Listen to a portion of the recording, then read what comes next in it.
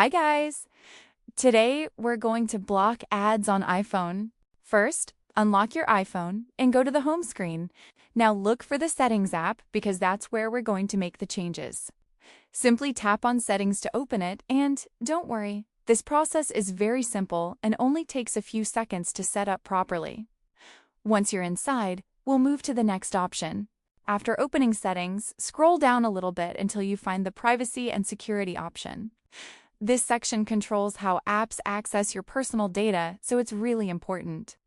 Go ahead and tap on Privacy and Security, because from here, we'll be able to stop apps from tracking your activity for ads.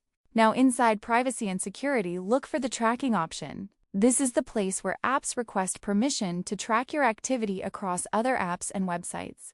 So tap on Tracking, because this is where the main ad-related setting is located that we need to turn off. Once you open Tracking, you'll see a button called Allow Apps to Request to Track at the top. Now, simply turn this button off, and as soon as you do that, your iPhone will stop apps from asking permission to track you. This helps reduce personalized ads and improves your privacy at the same time. After turning off the button, a pop-up will appear at the bottom of your screen. Here, you'll see options like Allow Apps to Continue Tracking or Ask Apps to Stop Tracking. Make sure to tap on Ask Apps to Stop Tracking, because this will automatically block apps from tracking your activity moving forward. Now, if you still want extra protection, you can also download a third-party ad blocker app from the App Store. This gives you an additional layer of control and helps block ads inside browsers or certain apps.